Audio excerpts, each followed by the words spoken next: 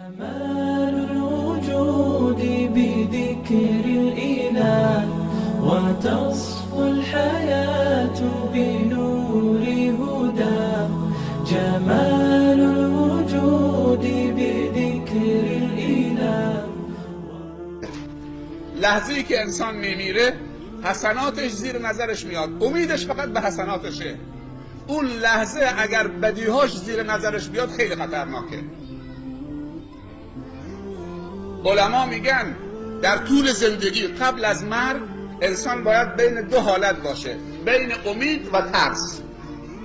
امید که دستش میگیره، تشویق بشه، بره انجام بده، و ترس از عذاب خدا تا اونو از معصیت خدا دور بکنه. پس امید انسانو انگیزه ایجاد میکنه که بره به طرف کار خیر، و ترس از خشم خدا انسانو برحذر میداره که از کار بد دوری بکنه. اما علما میگن وقتی که روح انسان به حلقوم رسید، اونجا نباید دو حالت باشه، فقط باید یک حالت باشه، فقط امید به رحمت خدا. اگر هنگام مردن تو نظرت آمد که خدا نمیبخشدت، فاتحت خونده است. اون لحظه باید بگی خدایا به من رحم کن، خدایا از تقصیرم در بگذر. اون لحظه ای که میفهمی فقط امید، خدایا گرچه بنده کاملی نبودم اما تو رو دوست دارم،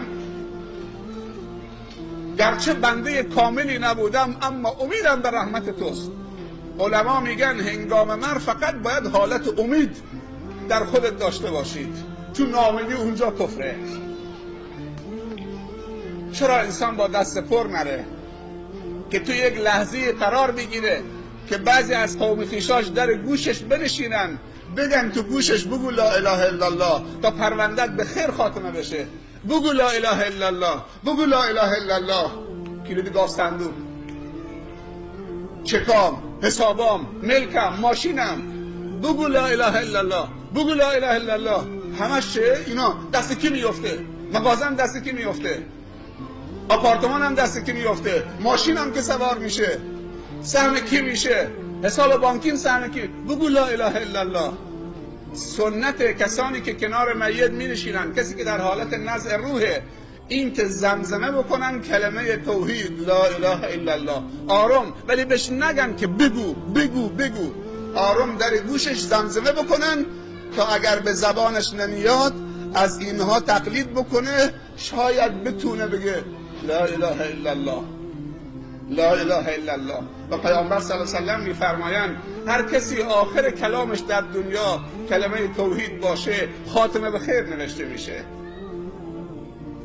باید در زندگی ربانی و خدایی باشیم، توحید خدا برای ما قیمت و ارزش داشته باشه تا هنگام مردن خدا این کلمه رو به ما هدیه بده، وگرنه هدیه نمیده. وقتی ما خواهان هدیه خدا نباشیم، قرآن هدیه خداست، پیغمبر هدیه خداست، سنت پیامبر هدیه خداست، فرزند هدیه خداست، همسر خوب هدیه خداست، شوهر خوب هدیه خداست، پدر و مادر هدیه خداست. چرا از اینها غافلیم؟